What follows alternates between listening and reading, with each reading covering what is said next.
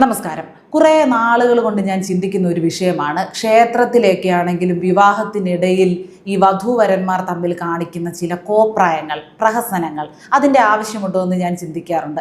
പ്രധാനമായിട്ടും താലി കെട്ടുന്നതിനിടയിൽ ചുംബിക്കുക, ചുണ്ടോട് ചുണ്ട് ചേർത്ത് ചുംബിക്കുക, കെട്ടിപ്പിടിക്കുക, പിന്നെ അതിൻ്റെ പല ഡിഗ്രികളും കണ്ടിട്ടുണ്ട്. എന്നാലും മലയാളികൾ ഇതുവരെയൊക്കെ കൊണ്ടങ്ങ് നിർത്താറുണ്ട്. ഈ കഴിഞ്ഞ ദിവസം ഏതോ ഒരു ക്ഷേത്രത്തിൻ്റെ മുന്നിൽ വെച്ച് ഇങ്ങനെ വിവാഹം നടന്നു. താലി കെട്ടിയതിന് ശേഷം വധൂവരന്മാർ ചുണ്ടോട് ചുണ്ട് ചേർത്ത് ചുംബിക്കാനൊരുങ്ങുമ്പോൾ അവിടുത്തെ പുരോഹിതൻ അത് തടയുന്ന ഒരു രംഗം. ആ കർമ്മി പറയുകയാണ്, ഇതൊന്നും ഇവിടെ പാടില്ല. എല്ലാവരും ചിരിച്ചു തള്ളുകയായിരുന്നു ആ സാഹചര്യത്തെങ്കിലും വളരെ ഗൗരവമുള്ള ഒരു കാര്യമാണ് പറഞ്ഞത്. ഇത്തരം പ്രഹസനങ്ങൾ ക്ഷേത്രത്തിൻ്റെ മുന്നിൽ ആവശ്യമുണ്ടോ? അല്ലെങ്കിൽ തന്നെ കല്യാണ മണ്ഡപത്തിൽ ഇതിൻ്റെയൊക്കെ ആവശ്യമുണ്ടോ? രഹസ്യമായിട്ടിരിക്കുമ്പോൾ തമ്മിൽ അടിയായിരിക്കും എല്ലാത്തിൻ്റെയും ജോലി. പക്ഷേ ഒരു ക്യാമറ ഫ്രണ്ടിലുണ്ട് എന്ന് കണ്ടാൽ, അല്ലെങ്കിൽ 4-5 ആളുകൾ ചുറ്റും ഉണ്ടെന്ന് കണ്ടാൽ പിന്നെ സ്നേഹം ഒലിക്കുകയായിരിക്കും ഭാര്യയ്ക്കും ഭർത്താവിനും, പ്രത്യേകിച്ച് നവവധൂവരന്മാർക്ക്.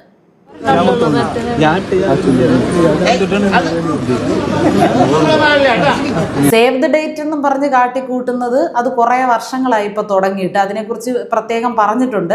അത് ഇനിയും പറഞ്ഞിട്ട് കാര്യമില്ല എന്ന് തോന്നുന്നു. നമ്മൾ പറയുമ്പോൾ പഴഞ്ചനാകുകയാണ് ചെയ്യുന്നത്. അവർ വിവാഹം കഴിക്കാൻ പോകുന്നവരല്ലേ, തനിക്കുള്ളതെല്ലാം അവൾക്കുള്ളതല്ലേ, അവൾക്കുള്ളതെല്ലാം എനിക്കുള്ളതല്ലേ എന്നുള്ള കാഴ്ചപ്പാടിലാണ് ഇവർ മുന്നോട്ട് പോകുന്നത്. സേവ് ദ ഡേറ്റും കഴിഞ്ഞ് വിവാഹത്തിൻ്റെ അന്ന് വിവാഹം തെറ്റിപ്പോയാൽ ഇവരെന്ത് ചെയ്യുമെന്ന് മാത്രം നമുക്കറിയത്തില്ല. ഒരു എൻഗേജ്മെൻറ്റ് കഴിഞ്ഞ് കഴിഞ്ഞാൽ പിന്നെ കല്യാണം കഴിഞ്ഞതുപോലെ തന്നെയാണ്. കൊച്ചിനെ പ്രസവിക്കുന്നില്ല എന്നതൊഴിച്ചാൽ ബാക്കി എല്ലാ കാര്യങ്ങളും ഇവർ ചെയ്യുന്നുണ്ട്. ഒന്നിച്ച് യാത്രകൾ പോകുന്നുണ്ട്, ഒന്നിച്ചൊരു മുറിയെടുത്ത് താമസിക്കുന്നുണ്ട്, എല്ലാ കാര്യങ്ങൾക്കും അങ്ങോട്ടും ഇങ്ങോട്ടും പെണ്ണിൻ്റെ വീട്ടിലെ കാര്യത്തിന് ചെറുക്കനും, ചെറുക്കൻ്റെ വീട്ടിലെ കാര്യത്തിന് പെണ്ണും സഹകരിക്കുന്നുണ്ട്. അവസാനം ജീവിതം തുടങ്ങിക്കഴിയുമ്പോൾ ഒരു പുതുമ കാണുകയില്ല. ഇല്ലാത്ത പ്രശ്നങ്ങളൊക്കെ അന്ന് തുടങ്ങി ഉണ്ടാകുകയും ചെയ്യും. കാരണം കഴിഞ്ഞ കുറേ ദിവസങ്ങളായിട്ട് ഇവർ ഒന്നിച്ചുള്ള ജീവിതം തന്നെയാണല്ലോ. ഒരുമിച്ചൊരു വീട്ടിൽ സ്ഥിരമായിട്ട് താമസിക്കുന്നില്ല എന്ന് മാത്രമേ ഉള്ളൂ, മിക്കവാറും ഒരുമിച്ചാണ്. അപ്പോൾ അന്ന് മനസ്സിൽ കണക്ക് കൂട്ടി വെച്ചിരുന്ന പല കാര്യങ്ങളും ഇവർ ജീവിതം തുടങ്ങുമ്പോഴേ എടുത്തിടും. അന്ന് ഞാനത് നോട്ട് ചെയ്താ. പിന്നെ ഈ താലി ഒന്ന് കഴുത്തെ കയറിക്കോട്ടെ എന്ന് വിചാരിച്ചിട്ടാണ്. എന്ന് പെണ്ണും പറയും, ചെറുക്കൻ പറയും, ഈ താലി നിൻ്റെ കഴുത്തേലൊന്ന് കെട്ടിക്കോട്ടെ എന്ന് വിചാരിച്ച് ഞാൻ എല്ലാം അങ്ങ് സഹിച്ചതാ, ഇനി ഞാൻ കാണിച്ചു തരാമെന്ന് പറഞ്ഞു. ഇതിൻ്റെയൊക്കെ ആവശ്യമുണ്ടോ? ഒരു കണക്കിന് പണ്ടത്തെ സിസ്റ്റം തന്നെ കൊള്ളായിരുന്നു. എന്ന് പറഞ്ഞാൽ ചെറുക്കനും പെണ്ണും തമ്മിൽ ഒരിക്കലും കാണാതിരിക്കുന്ന ആ ഒരു സംഭവമല്ല. ഒന്ന് കണ്ടു കഴിഞ്ഞാൽ പിന്നെ ആ വിവാഹത്തിന് ശേഷം മതി. അതിനുശേഷം അങ്ങോട്ട് ജീവിതം കിടക്കുകയല്ലേ പരസ്പരം അടിവെക്കാൻ, അല്ല പരസ്പരം അറിയാൻ. അതുകൊണ്ട് അന്നേരം മതി അതെന്നാണ് എൻ്റെ ഒരു കാഴ്ചപ്പാട്. എൻ്റെ പൊന്നോ, ഇപ്പോൾ ഈ പ്രീ മാരേജ് ഷൂട്ടൊക്കെ ഉണ്ടല്ലോ, ഓരോന്നൊക്കെ കാണിക്കുന്നുണ്ട്. തുണി ഉരിഞ്ഞ് ചെറുക്കനെ കാണിച്ചുകൊണ്ട് നിൽക്കുന്ന പെണ്ണ്, ചെറുക്കൻ അത് കണ്ട് അന്തം വിട്ട് നിൽക്കുന്നു, അതിൻ്റെ ഒരു ഫോട്ടോ. ഇതൊക്കെ എടുക്കുന്ന ഫോട്ടോഗ്രാഫർമാർ ഇങ്ങനെ ഒരു ഷൂട്ടിനാണെന്ന് പറഞ്ഞ് രണ്ടുപേരും കൂടെ എവിടോട്ടെങ്കിലും അങ്ങ് പോകും. പിന്നെ അവിടെ കിടന്ന് അടിച്ച് ചാകുന്നത് വേറൊരു സെക്ഷൻ. ഇതിനൊക്കെ പെർമിഷൻ കൊടുക്കുകയാണ് ഇന്നത്തെ മാതാപിതാക്കളും. പിള്ളേരല്ലേ, തകർക്കട്ടെ, അടിച്ച് പൊളിക്കട്ടെ, അടിച്ച് ചാകട്ടെ എന്നാണ് അവരും പറയുന്നത്. പിന്നെ ഇവരുടെയൊക്കെ കാര്യത്തിൽ നമുക്ക് അധികമായിട്ട് വല്ല അഭിപ്രായം പറയാനുള്ള സാഹചര്യമുണ്ടോ? ഇല്ല. കല്യാണങ്ങളുടെ പേരിൽ ഒരുപാട് വേണ്ടാധീനങ്ങൾ കാണിച്ചു കൂട്ടുന്നുണ്ട്. അതിലൊട്ടും സഹിക്കാൻ പറ്റാത്ത, എനിക്ക് പേഴ്സണലി സഹിക്കാൻ പറ്റാത്ത ഒരു കാര്യമാണ് നമ്മുടെ തനത് കലകളെ വേഷം കെട്ടിച്ചുകൊണ്ട് നിർത്തുന്നത്. ഇത് ഞാൻ എപ്പോഴും സൂചിപ്പിച്ചിട്ടുണ്ട്. കഥകളിയും മോഹിനിയാട്ടവും ഒക്കെ എന്താണെന്ന് പോലും ഇവർക്കറിയാവോ?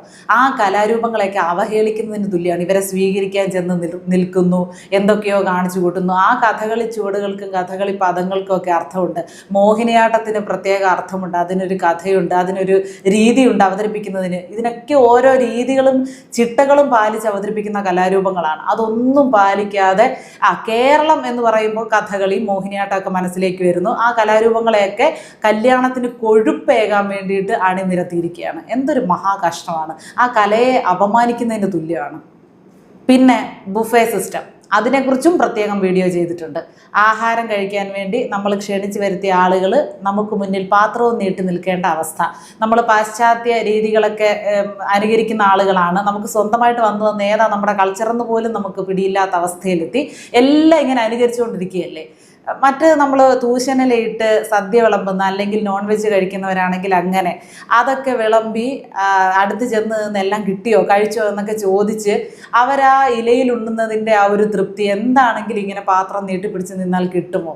രണ്ടാമത് ചെന്ന് എടുക്കാൻ മടിക്കുന്ന ആളുകൾ കാണും. വളരെ അന്തർമുഖരായിട്ടുള്ള ആളുകളൊന്നും വീണ്ടും ഒന്ന് വിശന്നാലും ചെന്ന് എടുക്കാൻ പോകില്ല. ഇവരെ ഒന്ന് സ്വീകരിക്കാനോ ഇവരോട് രണ്ട് വാക്ക് സംസാരിക്കാനോ കഴിച്ചോ എന്ന് അടുത്ത് ചെന്നൊന്ന് തിരക്കാനോ ഈ വിളിക്കുന്ന ആളുകളും മര്യാദ കാണിക്കുന്നില്ല.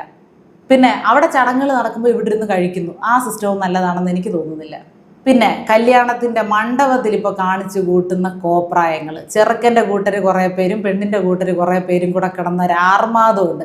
ആ കല്യാണത്തിൻ്റെ ആ ഒരു മുഹൂർത്തത്തിൻ്റെ ആ ഒരു പവിത്രതയൊക്കെ ഉണ്ടല്ലോ, ആ ഒരു സമയത്തെ കൊട്ടും കുരവയോടും കൂടിയാണ് സ്വീകരിക്കുന്നത്, ധന്യമാക്കുന്നത്. ആ മുഹൂർത്തത്തെ അങ്ങ് ആകപ്പാടെ അലമ്പാക്കുന്ന രീതിയിൽ കല്യാണം വേദികൾ മാറുന്നുണ്ട് എന്ന് എനിക്ക് തോന്നുന്നു. അത്രയത്തിൻ്റെ ആവശ്യമില്ല. ഞാൻ എല്ലാ പ്രാവശ്യവും പറയുന്നത് പോലെ തന്നെ ഓരോന്നിനും ഓരോ നന്മയുണ്ട്. അതിനെ അതിൻ്റെ തനിമയോടുകൂടി നിലനിർത്തുന്നതാണ് അതിൻ്റെ ഭംഗി. പിന്നെ മദ്യത്തിൻ്റെയൊക്കെ അമിത ഉപഭോഗം ഈ കല്യാണ സ്ഥലങ്ങളിൽ ഇപ്പോൾ പണ്ടത്തേക്കാൾ കൂടിയിട്ടുണ്ട്. പണ്ടും ഇതുണ്ടായിരുന്നു, ഇല്ല എന്ന് പറയുന്നില്ല. എന്നാൽ ഇപ്പോൾ അതൊക്കെ ആയി ആഘോഷം. വെള്ളമടി പാർട്ടി, അതിനുവേണ്ടി മാത്രം ഒരു ദിവസം മാറ്റിവെക്കുന്ന ആളുകളുണ്ട്.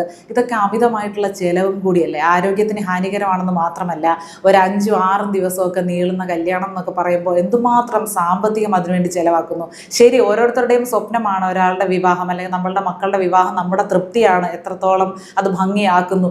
പക്ഷെ ഒരു 4-5 ദിവസമൊക്കെ നീളുന്ന കല്യാണമൊക്കെ നടക്കുമ്പോൾ ഒന്നുമില്ലാത്ത വീട്ടിലെ പെൺകുട്ടികളും ഇതൊക്കെ കാണുന്നുണ്ട്. അവരുടെയും കൂടെ ഒക്കെ മാനസികാവസ്ഥ ഒരു പരിധിവരെ, അവരെ ഒന്നും മുഴുവനായിട്ടും മനസ്സിലാക്കേണ്ട കാര്യം നമുക്കില്ലല്ലോ, അത് നമ്മുടെ കാര്യമല്ലല്ലോ അല്ലേ അവരുടെയൊക്കെ മാനസികാവസ്ഥ. എങ്കിലും മാനസികമായിട്ട് കുട്ടികൾക്ക് ഒരു ബുദ്ധിമുട്ട് തോന്നാറുണ്ട്. എന്നോട് പേഴ്സണലായിട്ട് ചില പേരൻസ് പറഞ്ഞിട്ടുണ്ട്, ഓരോ കൂട്ടുകാരികളുടെയൊക്കെ കല്യാണം കണ്ടിട്ട് അതുപോലെ തന്നെ എനിക്കും വേണം, അല്ലെങ്കിൽ അവൾ ഇട്ടതുപോലെയുള്ള സ്വർണ്ണാഭരണങ്ങൾ എനിക്കും വേണം, അവളുടെ കല്യാണം പോലെ തന്നെ 5 ദിവസമോ 6 ദിവസമോ നീളുന്ന കല്യാണം എനിക്കും വേണം. അല്ലെങ്കിൽ കുട്ടികൾ മാനസികമായിട്ട് തകർന്നു പോവുകയാണ്, ഒന്നുമില്ലെങ്കിൽ അവരങ്ങ് ജീവൻ ഒടുക്കിയേക്കും, അല്ലെങ്കിൽ മാതാപിതാക്കൾക്ക് ഭയങ്കരമായിട്ടുള്ള ടെൻഷൻ കൊടുക്കും.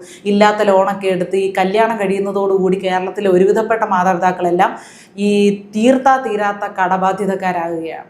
ഒരുപക്ഷെ ആ കൊച്ചിൻ്റെ കല്യാണത്തിന് ചിലവാക്കിയതിൻ്റെ പകുതി തുക അതിൻ്റെ വിദ്യാഭ്യാസത്തിന് ചിലവാക്കിയിരുന്നെങ്കിൽ അതൊരു നിലയിലെത്തിയേനെ. ആ രീതിയിൽ കല്യാണ ചിലവുകൾ മാറുകയാണ്. കല്യാണം കഴിഞ്ഞു കഴിഞ്ഞാൽ സമാധാനമുണ്ടോ? ഈ ആവശ്യമില്ലാത്ത പ്രഹസനങ്ങളും പ്രകടനങ്ങളും അവരുടെ ആദ്യരാത്രി വരെ തുടരുകയാണ്. ഇപ്പോൾ അതേ ആദ്യരാത്രി കാണിക്കുന്ന ഒരു ട്രെൻഡും കൂടെ ഉണ്ട് കേട്ടോ. പാലുമായിട്ട് അകത്ത് ചെല്ലുന്നു, പിന്നെ അവിടെ കാണിച്ച് ഇതല്ല ഇവരുടെയൊക്കെ മാതാപിതാക്കളും അപ്പൂപ്പന്മാരും അമ്മൂമ്മമാരും ഒക്കെ കാണുകയല്ലേ. ഇതൊക്കെ കാണുമ്പോൾ ഇവർക്കൊരു ബുദ്ധിമുട്ടില്ലേ എന്നുള്ളതാണ് നമ്മുടെ ഒരു ചിന്ത. നമ്മുടെ ചിന്തയുടെ പ്രശ്നമായിരിക്കും, ചിലർക്കൊന്നും ഇത് പ്രശ്നം കാണത്തില്ല. എന്താണെങ്കിലും സ്വകാര്യമായിട്ട് ചെയ്യേണ്ടതൊക്കെ സ്വകാര്യമായിട്ട് തന്നെ ചെയ്യണം അല്ലേ. സ്നേഹപ്രകടനം തെറ്റാണ് എന്ന് പറയുന്നില്ല, പക്ഷെ ഭാര്യയും ഭർത്താവും പൊതു ഇടത്ത് ചുണ്ടോട് ചുണ്ട് ചേർന്ന് ചുംബിക്കേണ്ട കാര്യമൊന്നുമില്ല. അത്രയും അവർക്ക് അവസ്ഥയിൽ സാഹചര്യമില്ലാതെ ജീവിക്കുകയൊന്നും അല്ലല്ലോ. അവർക്ക് തന്നെ കാണുന്ന സമയങ്ങളുണ്ട്, അവരുടെ പ്രണയം അവരിൽ ഉണരുന്ന നിമിഷങ്ങളുണ്ട്, അത് പങ്കുവയ്ക്കാൻ അവർക്ക് സ്ഥലങ്ങളുണ്ട്. അത് പൊതുസ്ഥലങ്ങളിൽ അതിൻ്റെ ആവശ്യമില്ല. അത് പ്രഹസനം തന്നെയാണ്. ആ ഒരു വികാരത്തിൻ്റെ പുറത്ത് ചെയ്യുന്നതാണെങ്കിൽ പോലും സംഭവിച്ചില്ല, അയ്യോ പ്രണയം എനിക്കങ്ങ് സഹിക്കാൻ വയ്യാഞ്ഞിട്ട് എൻ്റെ പെണ്ണുപിള്ളയ്ക്ക് ഒരു ഉമ്മ കൊടുത്ത, അല്ലെങ്കിൽ എൻ്റെ കെട്ടിയൊരു ഉമ്മ കൊടുത്താന്ന് പറഞ്ഞാൽ പിന്നെ സഹിക്കാം. ഇത് അങ്ങനെ സഹിക്കാതെ ഒന്നും അല്ല, പ്രഹസനം, മറ്റുള്ളവരെ കാണിക്കാൻ. ട്രെയിനിൽ കയറിയിട്ട് ഓരോരുത്തർ കാണിക്കുന്നത് കാണാറുണ്ട്. KSRTC ബസ്സിൽ കയറി ഭാര്യ ഭർത്താക്കന്മാരുടെ കാര്യം പറയാം, അല്ലാത്തവരുടെ കാര്യമല്ല. ബസ്സിനകത്തോട്ടും ട്രെയിനകത്തോട്ടും ഒക്കെ കയറി കഴിഞ്ഞ് ഒന്നിച്ച് കിടന്ന് കാണിക്കുന്നത് കണ്ടാൽ ഇവർ തമ്മിൽ ഒന്നിച്ച് കാണാറേ ഇല്ല എന്ന് തോന്നിപ്പോകും. ഇതൊക്കെ എൻ്റെ കണ്ണിൽ മാത്രം പെടുന്നതാണോ എന്ന് അറിയത്തില്ല കേട്ടോ. ഒരുവിധപ്പെട്ട ആളുകളൊക്കെ ഇങ്ങനെയുള്ള കാഴ്ചകളിൽ മനം മടുത്തിരിക്കുകയാണ്. ഈ ഒരു ആവേശമൊക്കെ കല്യാണം കഴിഞ്ഞ ആദ്യ വർഷങ്ങളിൽ മാത്രമേ കാണുകയുള്ളൂ. പിന്നീട് തിരിഞ്ഞു നോക്കി ചിന്തിക്കുമ്പോൾ കാണിച്ചതെല്ലാം കോമാളിത്തരമായിരുന്നല്ലോ എന്ന് തോന്നും, നിങ്ങൾക്കും തോന്നും. അങ്ങനെ തോന്നണ്ട എന്നുണ്ടെങ്കിൽ, നാട്ടുകാരുടെ മുന്നിൽ കോമാളികളാകണ്ട എന്നുണ്ടെങ്കിൽ നിങ്ങളുടെ സ്വകാര്യതയ്ക്ക് അതിൻ്റേതായിട്ടുള്ള ഒരു ഭംഗി വേണം, അതിൻ്റെ ഒരു നന്മ വേണം, അതിൻ്റെ ഒരു ഗുണം വേണമെന്ന് ആഗ്രഹിക്കുന്നുണ്ടെങ്കിൽ സ്വകാര്യ നിമിഷങ്ങളെ സ്വകാര്യ നിമിഷങ്ങളായി മാത്രം നിലനിർത്തൂ. ഇപ്പോൾ ഫേസ്ബുക്കും ഇൻസ്റ്റാഗ്രാമും യൂട്യൂബും ഒക്കെ ഉപയോഗിക്കുന്ന ആളുകളാണ്. അതിലും നിങ്ങളുടെ സ്വകാര്യ നിമിഷങ്ങൾ പരമാവധി പങ്കുവെക്കുന്നത് കുറയ്ക്കൂ. അങ്ങനെ ഒന്ന് കുറച്ച് നോക്കൂ, നല്ല മാറ്റം നിങ്ങളുടെ ജീവിതത്തിൽ കാണാൻ സാധിക്കും. എല്ലാ വിഷയങ്ങളും നമ്മൾ എല്ലാവരോടും പറയേണ്ടതല്ല, ചിലതൊക്കെ രഹസ്യമായിട്ട് വെക്കേണ്ടതാണ്.